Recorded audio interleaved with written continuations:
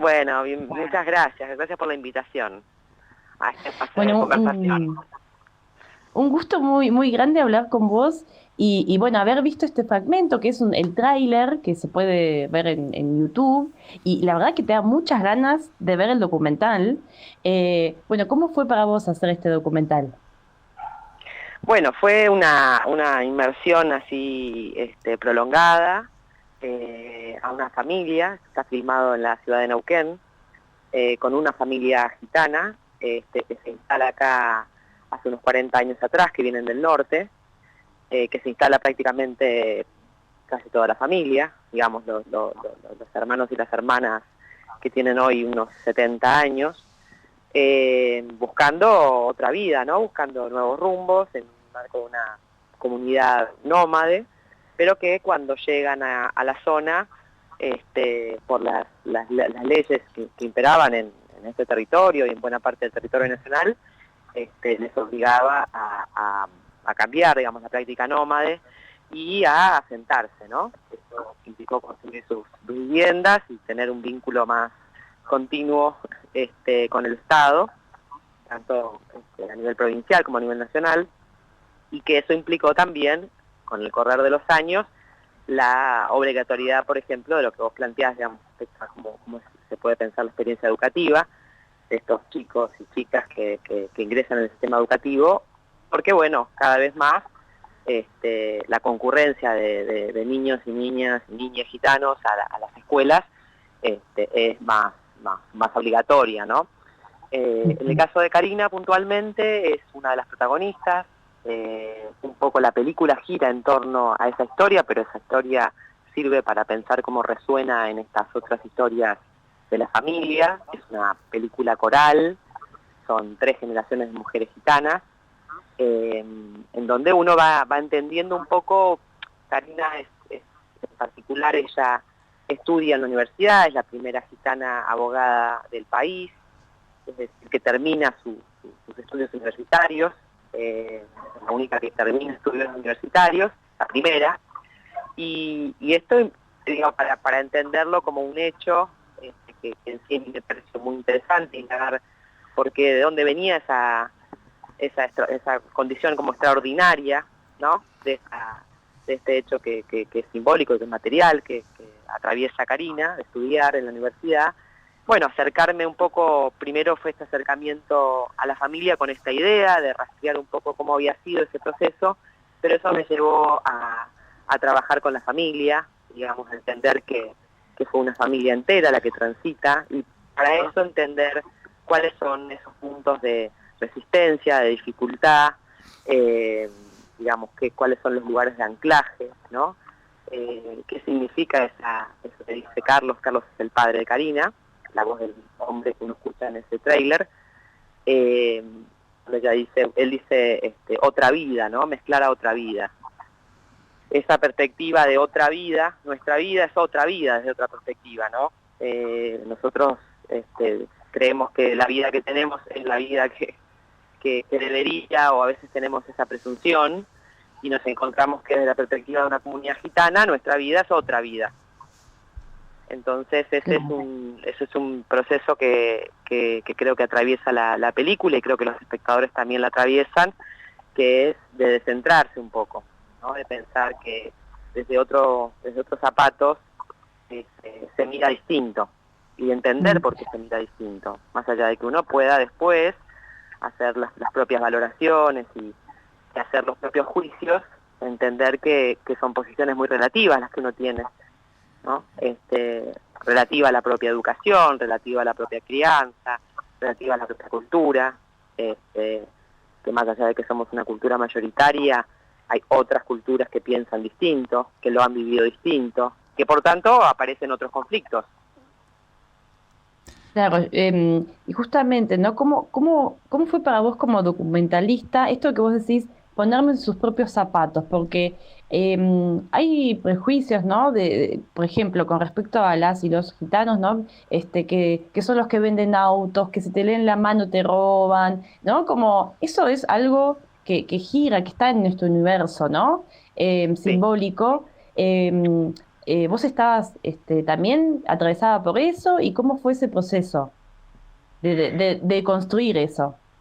Y para mí, primero fue como un proceso de mucho descubrimiento. Yo, como la mayoría de las personas, tenía, hasta tanto empecé a trabajar sobre esta película y sobre lo que inició siendo un tema de investigación, de indagación. Primero, bueno, tenía mis pequeñas y acotadas representaciones de la comunidad gitana, de la que uno observa en la calle, de lo que uno por ahí le han contado, y nunca había estado en una casa gitana, nunca había tenido un diálogo con familias gitanas, con lo cual, eso, ¿no? Reconocerme en mi ignorancia.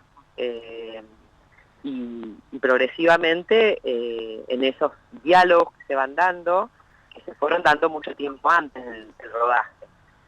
Yo empecé a trabajar en el proyecto y empecé a ir a la casa de la familia Miguel, más o menos un año y medio antes de filmar.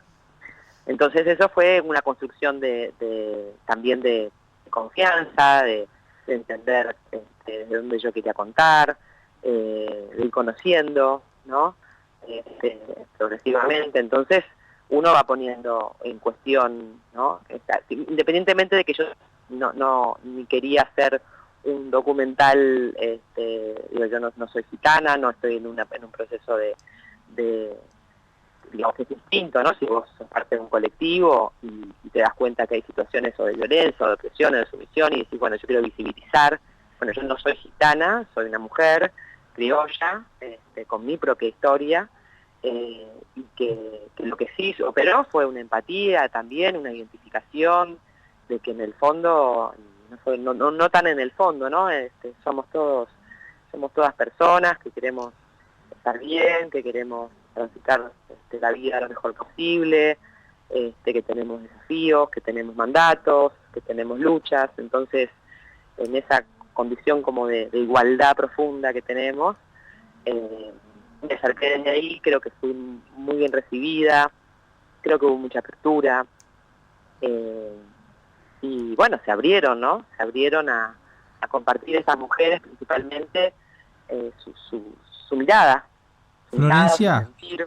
Sí, ¿cómo te va? Encantado. Desde bien, Río Turbio, Santa Cruz, Pilo, te saludo, un gusto. igualmente. Florencia, escuchábamos al comienzo a un hombre, tengo entendido, el papá de Karina, ¿no es cierto? Sí, Que decía, bueno, hasta determinado estudio puede ir la mujer gitana, sino después se transforma en criolla. Karina concretamente es la primera mujer gitana de nuestro país que tiene el título de abogada. ¿Cómo la considera la familia? ¿Cómo tomó la familia esto? ¿La considera gitana? ¿La considera criolla? ¿Cómo cayó esto en la familia? Porque bueno, es toda una historia interesante, ¿no? Porque ella rompió ese cerco. ¿Cómo? rompió ese cerco, sí, rompió ese cerco. No le fue fácil, incluso no le fue fácil a la familia, digamos, en el sentido nuclear, ¿no?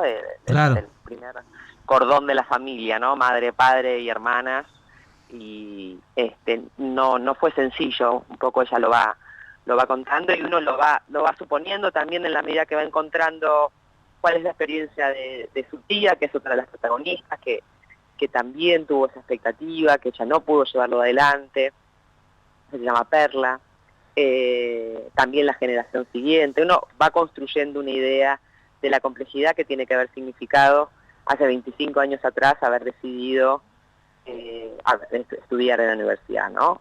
Con mucho temor a que esto generara eso, ¿no? Que se perdiera aquello que define como una identidad, ¿no? Como ciertos rituales, ciertas prácticas, cierto plan de vida, ciertas conductas, ciertas tradiciones. Eso le pesa en muchos casos a muchas mujeres, y ellas creo que también abren su mirada porque también están jugando sus propias luchas, ¿no? Y que eso se actualiza. Hoy Karina ya hace 25 años se recibió, con lo cual ha hecho un camino muy largo desde aquel momento a este momento, y eso también nos ha cambiado familiarmente, porque también el tiempo te da un poco la perspectiva de qué ocurrió entonces, ¿no? ¿Qué significó? ¿Que Karina dejó de ser gitana? No. Karina no dejó de ser gitana, ella se siente gitana, pero claro, tiene una mirada distinta, porque un poco el planteo es, bueno, ¿cuáles son esos límites de la identidad, no? Que hay que hacer siempre lo mismo para seguir siendo lo que se es, no hay márgenes de cambio, un poco la pelea tiene que ver con las posibilidades de cambiar y seguir siendo.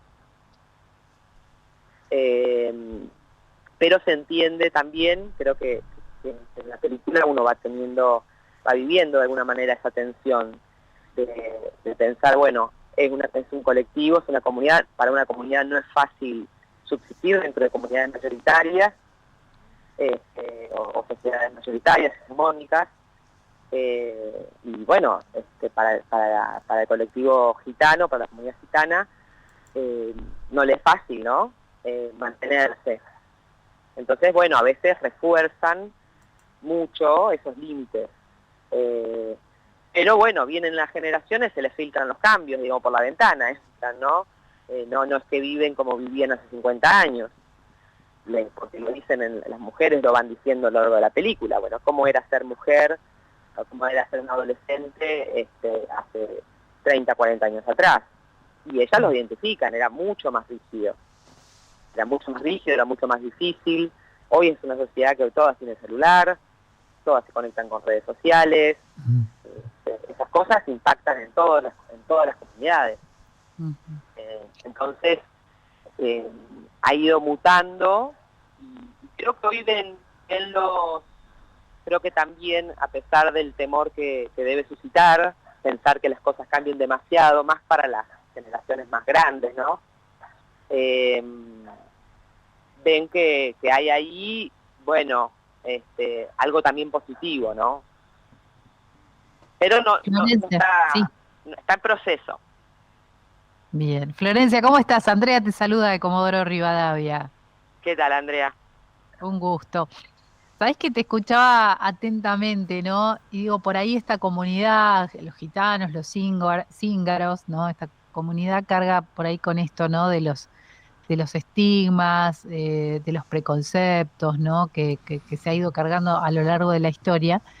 Pero pensaba también que no ha sido por ahí la única comunidad, al menos en Argentina. Pasó mucho, por ejemplo, con los inmigrantes que llegaban, ¿no? En los lugares donde había un gran número, supongamos, qué sé yo, italianos, españoles, del país que sean, siempre se daba esto de, ¿no? Las comunidades, o las colectividades o los lugares de reunión, y por muchos años se buscó que se casaran con alguien de la comunidad. Hasta que después, bueno, la cosa se empezó a abrir un poco más el juego, ¿no? Pero pienso también en eso, en esto de la preservación cultural, que claro, ellos venían a un territorio que le era totalmente nuevo y hostil en muchos casos, entonces, bueno, la manera de sobrevivir era esa. Sí, preservar la propia... Pero pasa con todas las comunidades.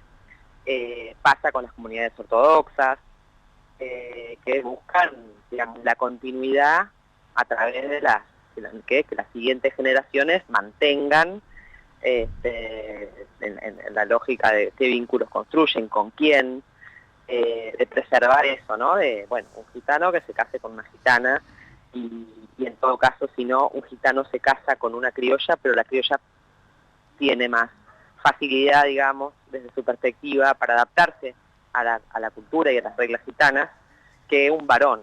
En ese sentido, a diferencia por ahí de otras comunidades, eso es lo que ocurre en la comunidad gitana, que ingresan mujeres de afuera, pueden ingresar mujeres de afuera, pero es más difícil pensar que eso ocurra a la inversa, ¿no? Pero sí, son maneras en las cuales se ha ido construyendo esa identidad, o sea, creyendo que se sostenía la identidad, ¿no? A lo largo del tiempo.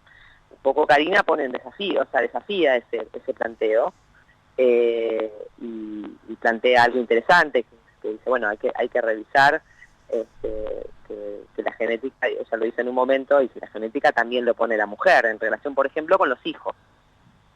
Porque la mirada que tienen es que si el papá es un gitano, entonces el hijo o la hija es gitano. Pero si no lo es, entonces ahí, ese tema de la transmisión, cultural a través de la madre o del padre, se ha sostenido bastante y creo que se está poniendo un poco en discusión, por lo menos en algunos ámbitos. La comunidad gitana es una comunidad grande en Argentina, hay cerca de 400.000 gitanos, que en la representación social que tenemos no los estamos incluyendo mucho en la idea de los gitanos argentinos, ¿no? Digo, es bastante posible, yo digo, una pregunta ahí coloquial en cualquier ámbito, decir, bueno, ¿cómo es la diversidad en Argentina en términos culturales? Difícilmente a alguien se le ocurre incluir a un 0,5% de la población, un poco menos creo, pero de gitanos y gitanas. Pero es un pueblo que tiene, hay una inmigración importante a fines de 1800 de gitanos, y que no está, que está subrepresentado, ¿no?, en el imaginario. Han quedado como si fueran de afuera, ¿no? Y ya son muchas generaciones viviendo en Argentina, que son ciudadanos argentinos, con otra cultura, y que buscan sus maneras de seguir siendo, en una sociedad en la cual, bueno, los niños y las niñas entran en el sistema educativo, la lengua que se habla es la español, o sea, el castellano, entonces, bueno, tienen sus espacios donde hablan el romaní, en su vida, digamos, en sus espacios, en sus casas, entre ellos, pero la lógica de inclusión ha sido bastante acotada, en las escuelas también.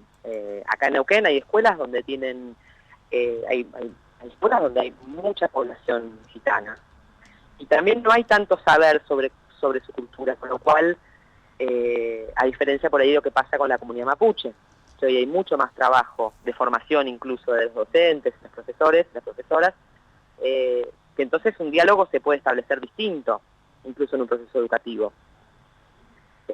Con la comunidad gitana es diferente, en ese sentido, hay mucha más ignorancia, mucho menos saber, ¿no? Ha quedado como mucho más en el orden de lo misterioso, ¿no? Del desconocimiento. Sí, totalmente, ¿no? Están invisibilizados. Bueno, Sí. Florencia, la verdad que un gusto, hay tanto para pensar. Hay una frase, yo me quedo con una frase, cambiar y seguir siendo. Me encanta y a seguir pensando en eso. Y bueno, hoy se estrena el documental en Cipolletti. Hoy en Cipolletti, hoy a las 6 de la tarde, hoy, mañana, el sábado y el domingo, en el Centro Cultural Cipolletti, a las 6 de la tarde se va a proyectar la película, los 4 días. Perfecto. ¿Y más hacia el sur? ¿Se sabe algo? Todavía no lo sabemos, pero hemos pedido algunas salas, porque esto es por espacio Inca, porque la película fue financiada por el Inca. Lo pedimos sala en Bariloche, hemos pedido sala en San Martín y todavía no hemos pedido más al sur, pero me encantaría poder proyectarla la vamos a estar esperando entonces. Sí. Ojalá que sí, ojalá que sí. Bueno, muchas gracias, Florencia García Long, un gusto y estaremos hablando en cualquier momento. Invitada. Ojalá que sí. Bueno, les mando un abrazo y saludos para los oyentes y los oyentes. Un abrazo. Hasta luego.